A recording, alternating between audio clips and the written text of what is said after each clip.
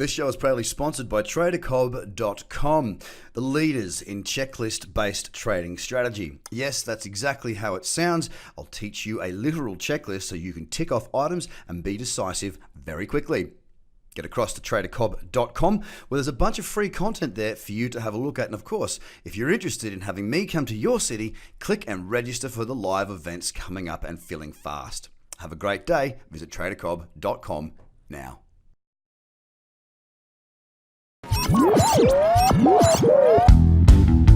The Trader Cobb Crypto Show, talking business in blockchain.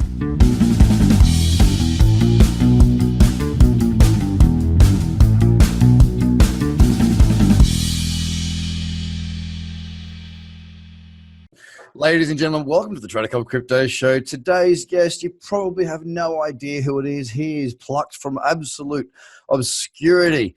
This man has only just arrived in Bitcoin and cryptocurrency. I'm just joking. It's Tone Vays, the man of the moment, the guy who's been there from day one. I appreciate your time. Thank you so much for tuning in from the wonderful Ukraine. Hey, Crypto Cobb. Glad to be back on the show, man. Thanks again.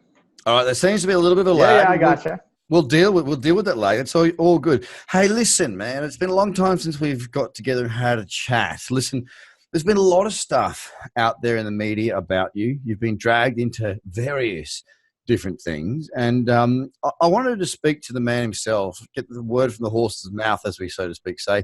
And a lot of people have been saying that you've been very, very bearish on Bitcoin. Now, I've struggled to really believe that in the most recent run-up. I've spent plenty of hours with you. I know you as a trader. I know you as someone who can read markets.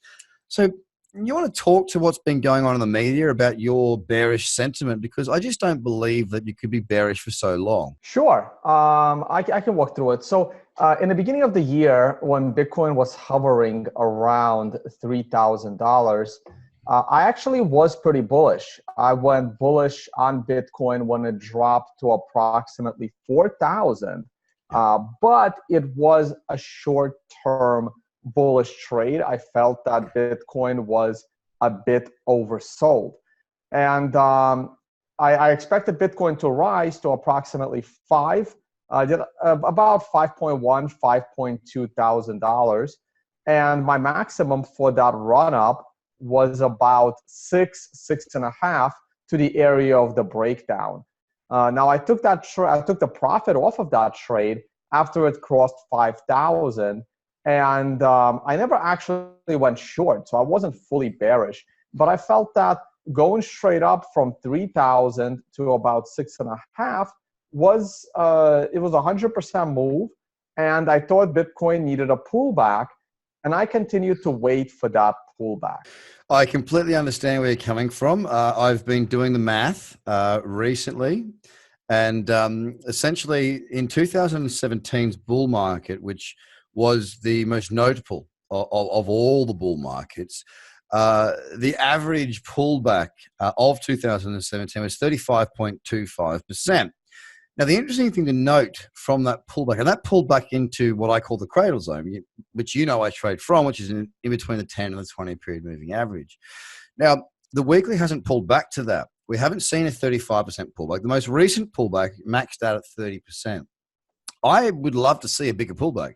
And I was a little bit crucified, as we are when we have opinions as traders.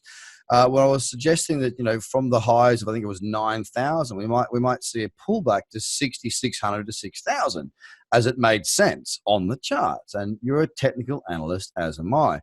Now, of course, that reversed, created an uptrend, and I found a trade at 8,089 to get long. But it still stands, and I had a lot of people shouting at me and carrying on. And we need to be, as traders, nimble. When price presents opportunities to be both long and short, and we need to be able to change our views on a dime. Now, where are you standing at the moment? Because obviously you said you closed your trade at about 5.5 or 5,000. From there, what's your opinion been on the most recent move on Bitcoin? Sure. Above that 6,500 zone, just like you as a responsible trader, I need that pullback. And like you said, the statistics that you looked at, Yeah. the average was about 35% on Bitcoins historically for a pullback. And that's exactly what I was waiting for. As of the moment we crossed $6,500, I basically said I need a minimum of a 30% pullback, and I need to see how the market reacts to that pullback. Now, my minimum was 30%. I anticipated closer to 40 or 50% because we kept going up. I thought that 9.5 should be a reasonable top for that 30 to 50% pullback. We fell about 25% in a single day. And that's not enough for me because I need that pullback not only to be a little bit bigger in price, but a lot bigger in time. So then we kept going higher. And once we hit that 13.8 thousand, we finally pulled back 30%. It took about a week. Again, I would have liked it to be a little bit longer, closer to 2 weeks. I would have liked it to be a little bit deeper, closer to 40%. But I met my absolute minimum requirements. We reversed from that 30%. And once we started to approach the vicinity of that $14,000 high, which for me was 12.5, based on my rules that I've learned 15 years ago and have served me well, that's for me the definition of going from a bear market to a bull market. Establish a new high, create a reasonable pullback based on the history of the asset, and then approach that high once again. So as of like yesterday or today, I finally have to become bullish based on strictly TA, but I don't like this exponential rise. And every time Bitcoin rises up exponentially, every time it goes up 200, 300, 400%, it has a history of 80% corrections. I don't want to deal with another 80% correction. Now, if Bitcoin goes to 100,000, I welcome the 80% correction because it will just take us back to 20K. But if it tops somewhere before 20,000 and before the halving, an 80% correction will be absolutely devastating. Now, ladies and gentlemen, let me just suggest to you this. If you've been following my show for long enough, you will know that on my projections and my, not predictions, because I don't really do predictions, but on my projections and the way that I read a market and the tools that I use. Now, Tone trades a very different way to me. I have respect for this man who I'm speaking with right now. I have spent time one-to-one with this gentleman a couple of days when he was in Sydney. It's really difficult. Sorry, when you speak a certain language, if you're a trader, you speak a certain language, all right? And you can't teach that language. You either understand it or you don't. Now, I always got along really well with Tone, even if we didn't trade the same way. And the fact that you just said 12.5, my extension was 12.6. That was the point at which I thought now is a good time to be exiting. Now, of course, it did move to 14 or just prior to 14, but we were very close to that. I don't have a magic ball. I don't have a crystal ball. Our job as traders is to use the skills that we have. I mean, I've been doing this for 13 years. You've been doing it for longer. We are registered actual traders. We've been making a living from doing this. This is not somebody who came down in the 2017 bull run. These are people that are genuine traders in traditional markets. We use the same skill set to go into this Bitcoin market. This is why I think that you should ignore a lot of the press and the media. Listen to this person as you listen to me, because Tone and I have different ways of doing things. But we arrive at very, very similar numbers. And that to me says, like, I've respected you from the day that I met you, mate. We talked a lot. We had a few beers. We had a really blowout of a fun night.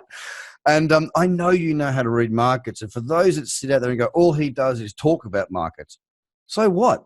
You know, you take trades when trades present themselves. You commentate because that's the way you're going to make your bucks right now, right? You trade when the trades are available. You talk about them when they're not. I respect what you're doing. I respect what you're saying. And we speak a very, very similar language, even though we might come to the same conclusion in a different way. So where do we go from here is my question to you, Tone. Well, at the moment, I do have to see prices going higher. Now, I use certain indicators you may or may not use. I'm a big fan of the Tom DeMarc's TD sequential.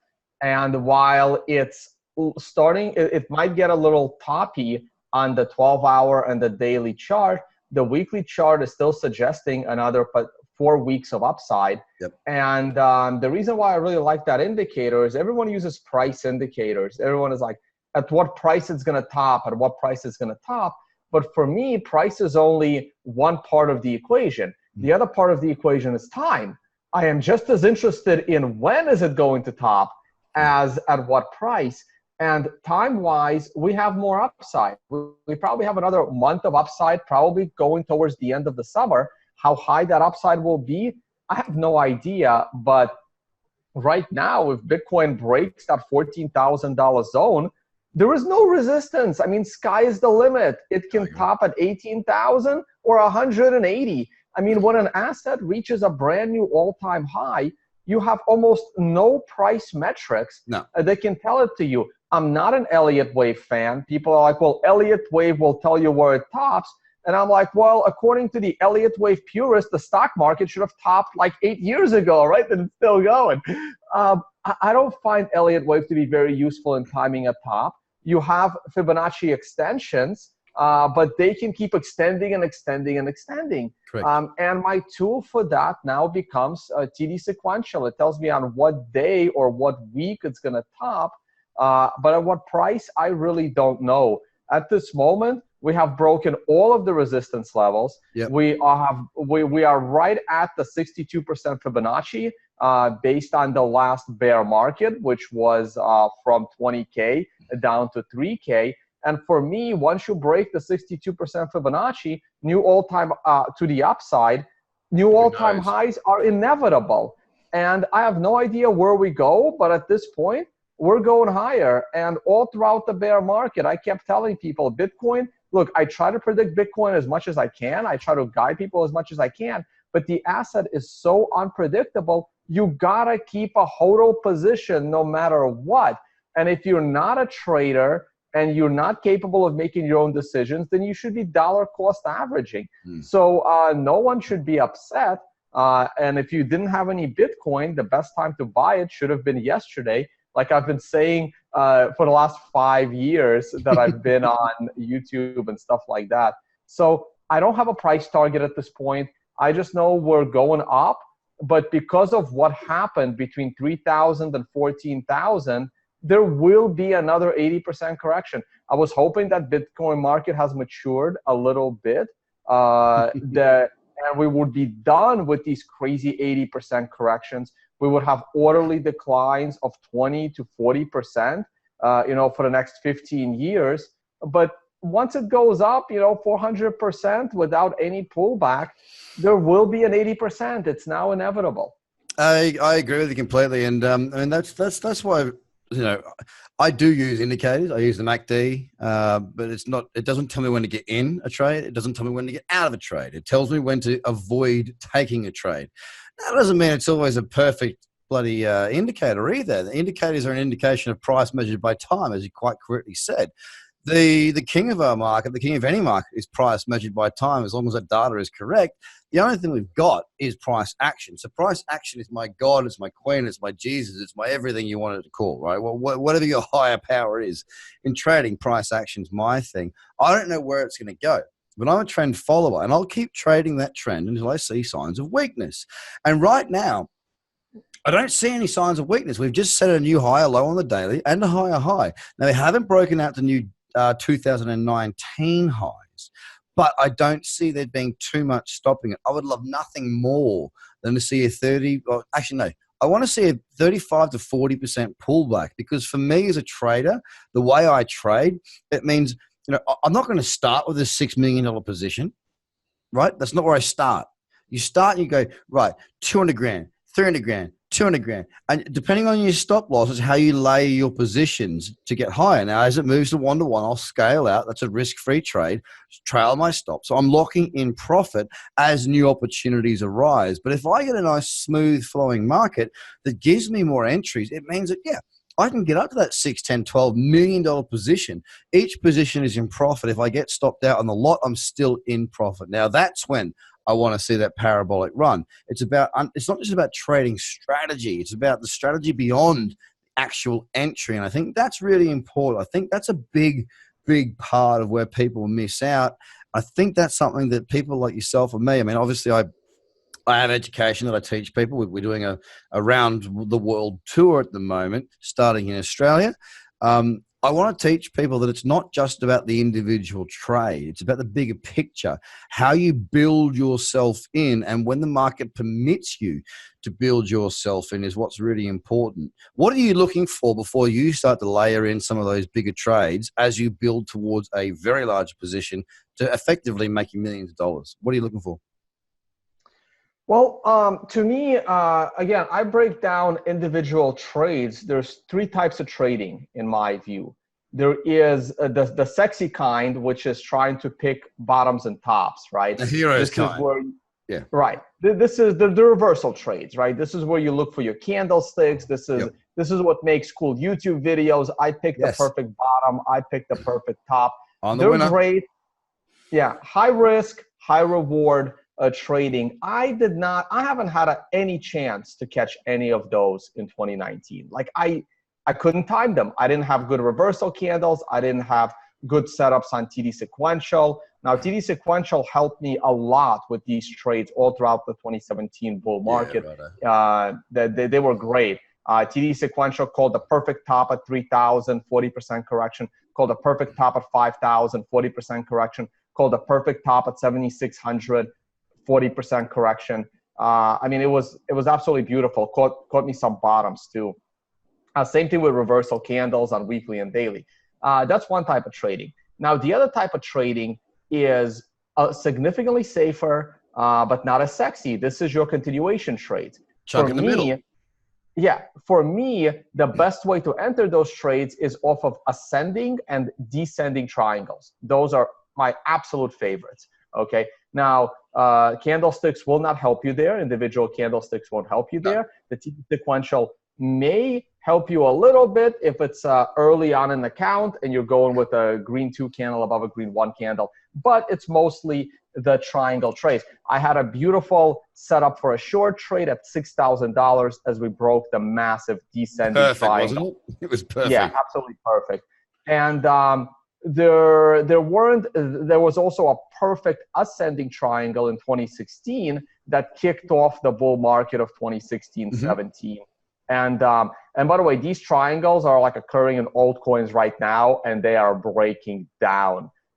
Bitcoin hasn't had too many of those because, again, we went straight up off the bottom. So that one didn't give me a chance to do it either. So what happens is that the trade that has been working in Bitcoin, and very few people do it, and very few people know how to do it, and this is the third type of trading, and this is the kind of trading I specialize in the equity markets with options. This is your direction neutral spread trading. You can do it in two forms. In the traditional markets, I would do it with option strategies in the equity space.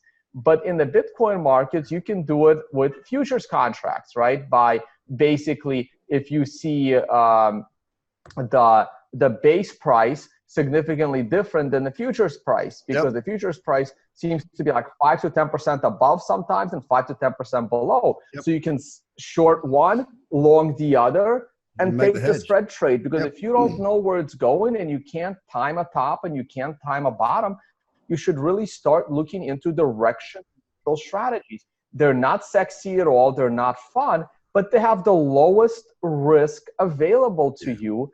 And I think they're awesome. I couldn't agree with you more, mate. I mean, look, my whole thing is about not being sexy. I don't pick tops. I don't pick bottoms. I mean, you pick your bottom too much, you get itchy. It's not really my game, you know. Like people were asking me about, like, where's the bottom? Where's the top? I don't care. I really couldn't care less. You know, if the market's falling, I'll be going short. I'll be using my three strategies, which are breakouts, as you say, with your descending triangles. I've got different views on that. Like not to a specific triangle, but I can take a break without it having those sequential lower highs. For example, if there's a break short. I mean, there's a wonderful break at 8,089 was my fill point. I think the point of the break was a little bit lower, but I got a bad fill because it was a decent sized position. But it's just about knowing where you're at. And I always say to people, you know, with my education, it's all about picking the chunk in the middle. I don't care to be the hero at the top. I don't care to be the hero at the bottom, because that's not where traders live. They don't live at the high. They don't live at the low. What they live in is the chunk in the middle. And all you need is a number of strategies that can help you to pick out that next move. Now, we spoke a little bit about futures. You just spoke a little bit about futures. The CME, I use that as an indicator for who's coming into the market. So the CME has the largest futures trading contract in the world on Bitcoin currently. And we've seen their volume increase significantly since April, massively significantly. Now, what that says to me, Tone, I'm interested to hear what you have to say about this, is that you're not going to get your everyday trader trading Bitcoin futures on the CME. What it means, excuse me, what it means is that there's institutional players coming in. Now, whether those are institutional players taking that volume and offering it to retail or hedge funds, if you don't have a derivative where you can minimize your risk based against a ability to short and long, you have to have the futures. What are your thoughts on who's coming into the market? So I do think those are institutional traders or even retail traders. But what's important to me, the reason why I don't pay too much attention to the CME future is because the CME future on Bitcoin does not dictate the price discovery of Bitcoin. It isn't like the future on gold or oil, where the futures contract is the de facto price discovery and it drives price. That's not what's happening in the CME future of Bitcoin. It's more like the future on the S&P 500. It doesn't matter how much volume the future of the S&P 500 has. It doesn't move the price of the S&P 500. No. The underlying stocks do. And that's why I have not been paying too much attention to the CME future. I do pay more attention on what's happening at the exchange level. And it's also been concerning me that like this market, Bitcoin is going up way too fast based on like what looks like underlying demand. I don't see too many new players coming in. Everyone keeps saying, institutional investors are coming in, they're coming in. I don't think so. The regulatory environment is still not clear. It hasn't changed at all. Exchanges are still getting hacked. Look at Binance. I mean, how could a real institutional investor trust the underlying Bitcoin market? They can't. Like every other day, there's another article about price manipulation.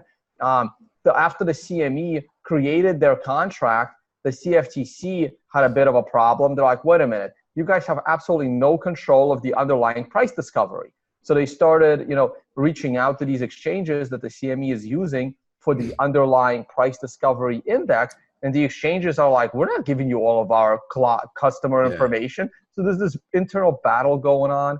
I just think it's too risky for institutional investors to still be involved in this market. Not that I think it's risky. I mean, like I'm perfectly happy holding my Bitcoin on hardware wallets, but I would be nervous about an institutional investor. Like even if I ran a big institutional company, I don't know how much time I would have to spend. Like, how do I protect that Bitcoin? Do I trust an exchange? Do I trust Coinbase? Do I trust Fidelity? Do I trust Binance with holding that Bitcoin for me? If the answer is no, I got to hold it myself. How much do I trust my own IT department not to steal that Bitcoin from me, and run away to China? I mean, there's these huge problems that have no solutions yet, which is why I am still a little skeptical on traditional finance being in. I get your point of view, but I'll go against you on that, Tone. I really will. And the reason I'll do that is because your average retail investor is not going to be going and paying for a CME feed. Right? They're not trading CME futures. They're on BitMEX. They're on Bitfinex. They're on these different platforms. Sorry, I had water go down the wrong hole. They're not big players. All right. For me personally, you've got let's say I run an institution that runs 500 million. Wait. We're talking about a traditional retail investor, right? A traditional retail investor may be smarter than risking their Bitcoin at BitMEX. A traditional retail investor would rather use the CME future. Correct. Like I would. Correct. Exactly my point is that I truly believe the next wave of our bull run, the next wave of investment that's going to come through into Bitcoin to start with, and then possibly, or maybe not, we'll talk about this in a minute, flow down into other tokens is 40 to 65-year-old plus. And the reason I believe that is because they've either taken part in the .com, they've either made money or lost money, depending on how well they played it, or they weren't involved, but they watched it. They watched the 2000 boom. There was two booms, 1996 and 2000. They were very aware of the 2000 boom. Get off your goddamn phone. You're talking to me here, son. They watched it, right? They watched it go up. They watched it come back down. They didn't want to buy Bitcoin in the trajectory that was going in 2017. They also don't want to buy the bottoms. They don't want to buy the top. They don't want to buy the bottom. But, and here's the big but, and this is what I've invested a lot of my time and money onto. What they can see is that phoenixes do rise from the ashes. Now, the top 10 companies in the world right now, a lot of those are phoenixes that rose from the .com bust. Now, of course, Facebook is not one of those, but they are a progression of the technology that is the internet. Now, if we look at that, and we look at those, and when I say we look at those are the baby boomers, the people that have had a generation without war, that have made a lot of money through business and real estate. These are the people that see themselves as savvy. They're the people that invest outside of their pension fund, superannuation, 406 or 7, whatever the number is in the US. But these are the people I think that they know how to recognize the next movement. Now, I see these as the next real bastion of hope for our industry. Now, they're not going to be trading on the CME, but what they will be doing is they'll be using Ameritrade. They'll be using different big exchanges, well, we call them exchanges in our market, but they're brokers. Now, those brokers are going to be using the CME to back their contracts on CFDs or options or whatever their margin products are to allow them to have that volume. The increase in the CME's contracts to me suggests that whether it be directly institutional or a direct institutional cash flow into retail and those high net worth people, I think it's a real positive sign, and I use it as an indicator for who's coming. Am I wrong? No, you're not wrong, but I think that eventually the ETF will come, and I think a lot of them are waiting for that. Not only the ETF a big retail deal? people, but also these. Why is the ETF future? You know as well as I do, man. Without futures, there ain't no ETF price. Like, why is the ETF still a big thing? We need derivatives. Well, ETF makes it easy for that 401k and for that self-directed retirement guy to buy into Bitcoin. You have GBTC, but it's not a great instrument. But where are the ETFs going to get their underlying prices from if it's not from a credible, worldly known futures contract? They're not going to get from Bitcoin. It's not going to be from the futures contract. It's going to be they're probably waiting for something like Fidelity or maybe Backed to actually start trading the underlying Bitcoin to people in a regulated way. So I think it's a chicken and egg thing. Right now, Fidelity is just going to do custody. They're going to hold it on behalf of people. But there's probably an internal discussion going on where people like Fidelity are going to the SEC saying, hey, a Bitcoin ETF would be really, really nice. And the SEC is probably saying, yeah, maybe if we had a regulated institution trading Bitcoin that we trust, maybe the ETF would be closer, right? So above and beyond a futures contract, more of a physical. I know it's hard. When we say physical, we're not going to get there's no physical Bitcoin, but there is holding of Bitcoin. So when I talk to the holding of the physical, it's the holding of an actual Bitcoin as opposed to a derivative derived from a series of different providers. Now, Tone Vays has left the building. I'm not sure who the next guest will be, but I'm sure we'll be back in a minute.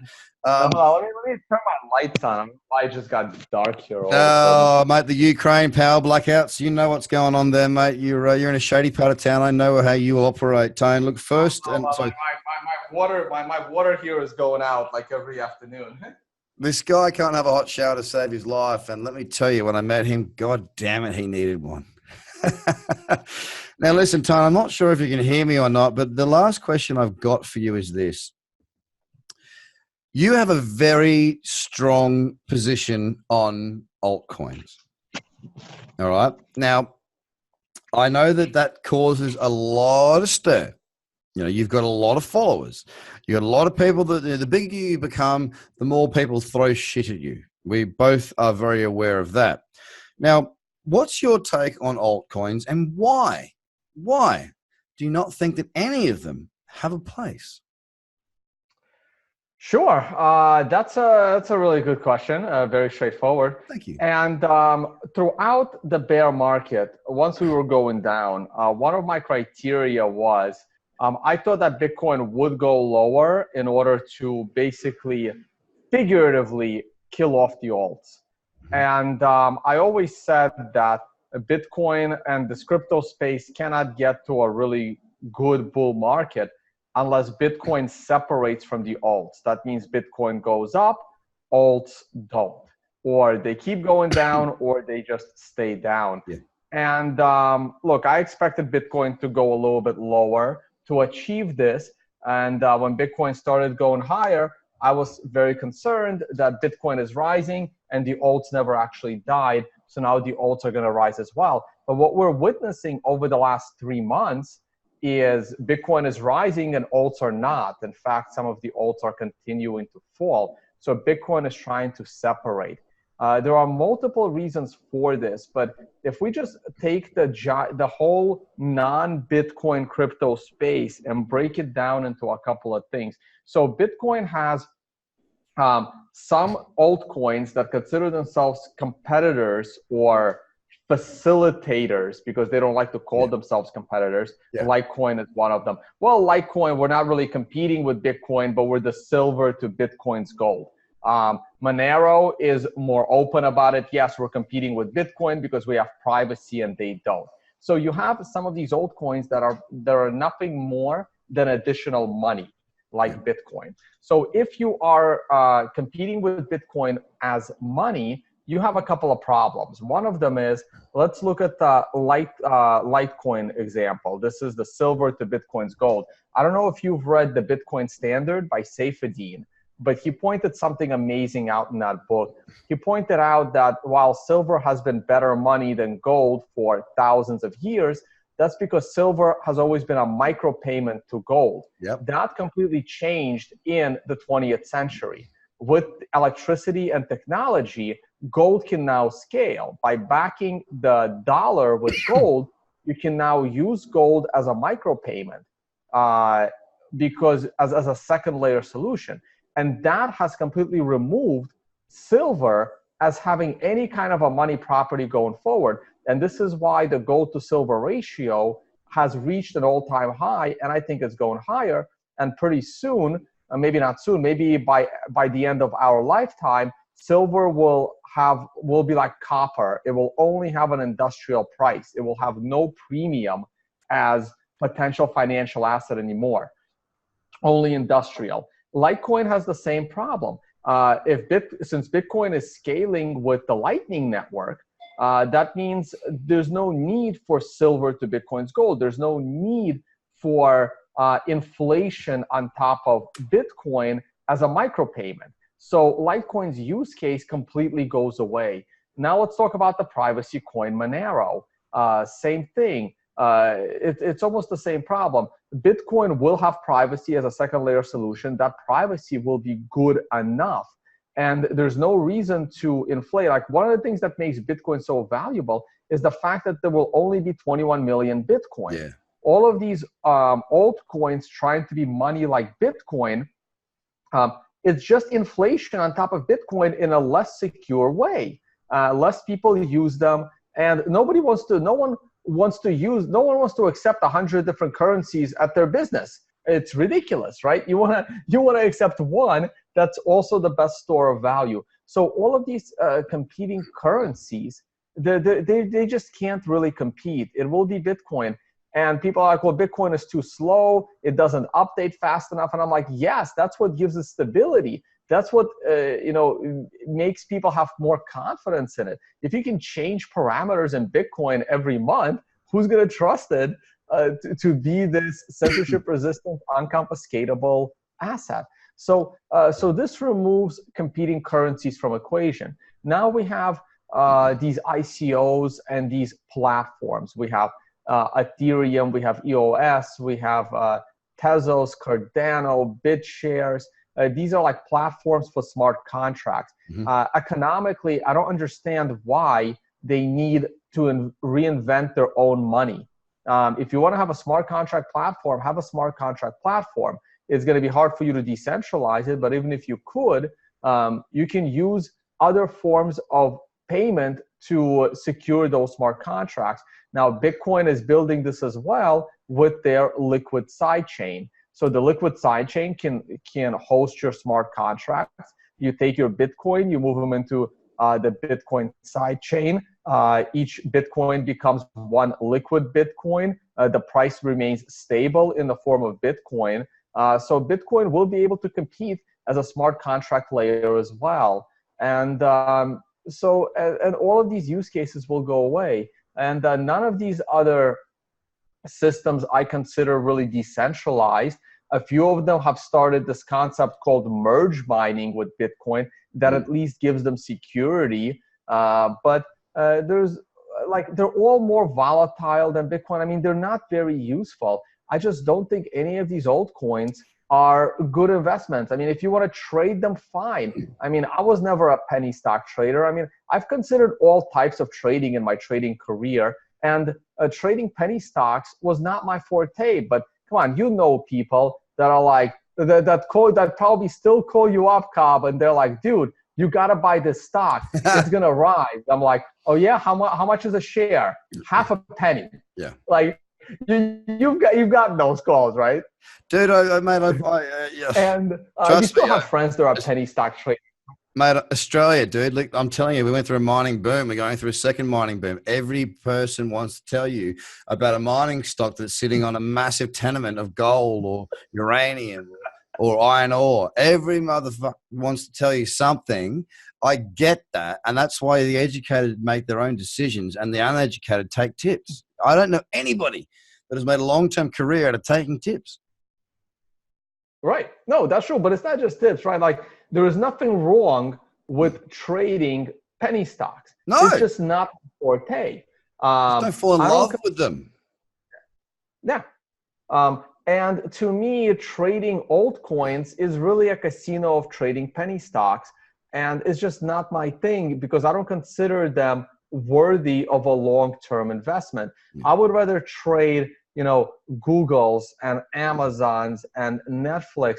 At least I'm trading something that I know is not going to implode tomorrow. Now, there are exceptions, Bear Stearns, where I used to work, and Lehman Brothers.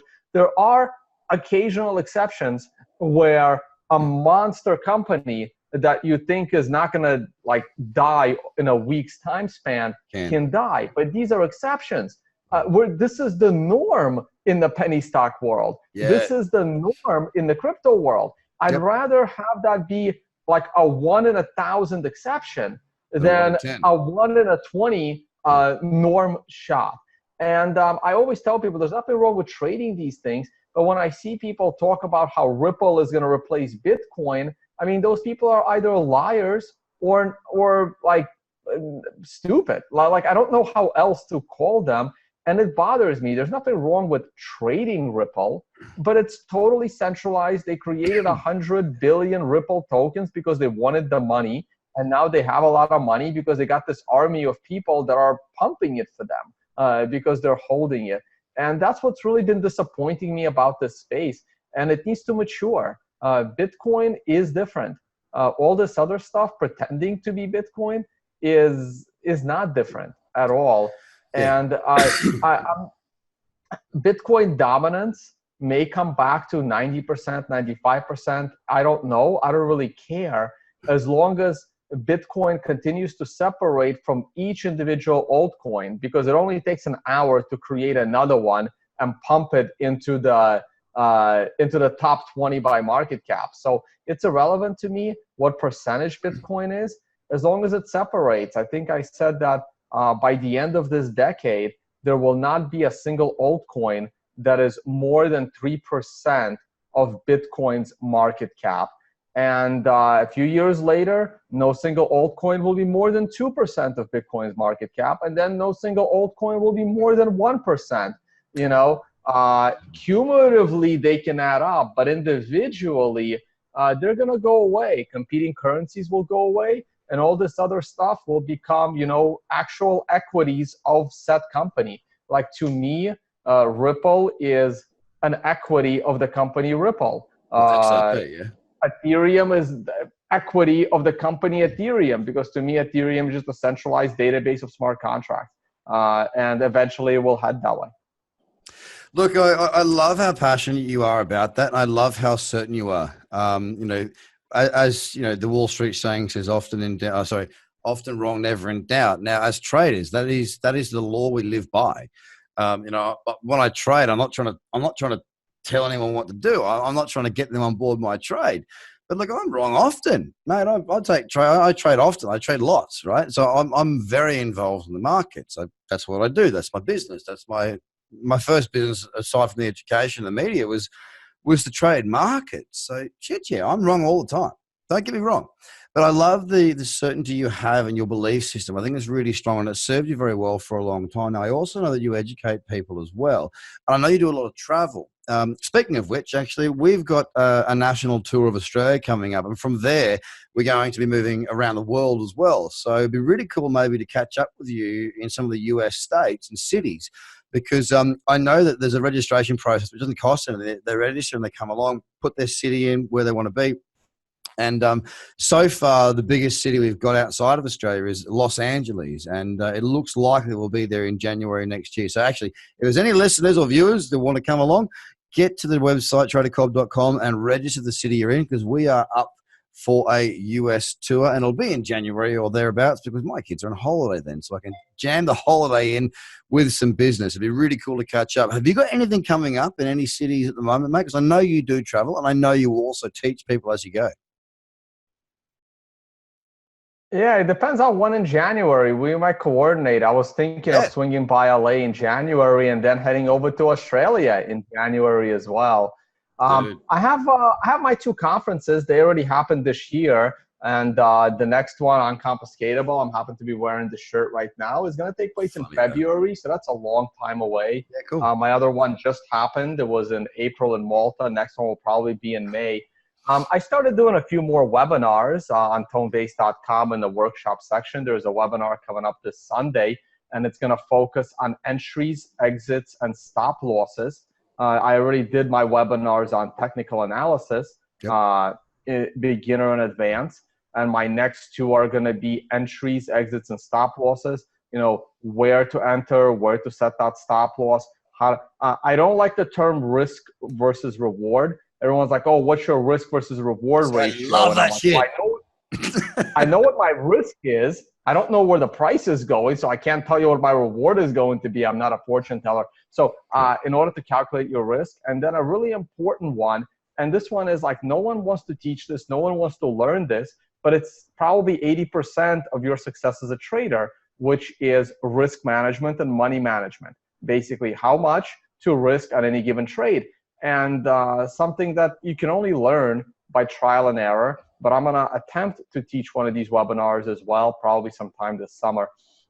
And in person, all I have is Dallas coming up, because I'm speaking at a conference there in August. So I'll do an in-person workshop in Dallas. After that, I might be moving them online. It's just a little bit easier that way in the current environment, but we'll see. You know, we got to adapt to what our audience actually, expects. That's about it for me. Other than that, just traveling and speaking about Bitcoin. You know, I'm taking on too many jobs, and this is why it's difficult to find time to trade. I mean, my real passion is educating about Bitcoin. Trading is something that kind of stuck with me because educating about Bitcoin, doesn't pay anything. And I needed to kind of finance my life. So I said, hey, I used to be a trader. I'm a trader. I can teach it if people want to, learn how to trade. And that brought in a little bit of money to finance my career of traveling the world and speaking in public about what Bitcoin is. and we'll see how it goes. The YouTube channel is just more for fun that I also do. I still like interviewing people. My favorite shows are the law shows, the daily shows, which we haven't been doing.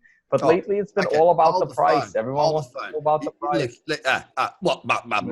You say you like interviewing people. Dude, I'm waiting for the knock on the goddamn door, brother. Come on, throw me a bone here.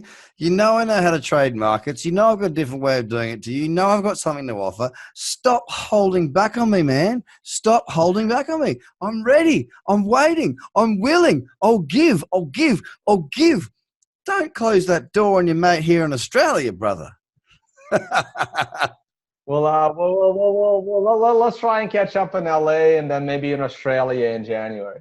Oh, look, you played too hard to get. I've taken you for the bloody Italian dinner. I've taken you out for drinks. I've done about as much as I'm willing to do to pull my pants down, right? You got to come to me with something now for crying out loud, Tone. Listen, we get along really well. I appreciate your sentiment. I appreciate your views. I appreciate who you are and what you're doing for the space. I love speaking with you whenever I get the chance to do so. We should keep in better contact and have more of your opinions across my show. Even if you're a prick and won't have me across yours, I still respect your Tone. I love what you do, and I look forward to meeting you again very soon. We got to talk personally about this LA event. Ladies and gentlemen, it's Tone Vays. Thank you so much for your time. Bye for now. This show is proudly sponsored by categorization.com, the leaders in checklist-based trading strategy. Yes, that's exactly how it sounds. I'll teach you a literal checklist so you can tick off items and be decisive very quickly. Get across to tradercobb.com where there's a bunch of free content there for you to have a look at. And of course, if you're interested in having me come to your city, click and register for the live events coming up and filling fast. Have a great day. Visit tradercobb.com now.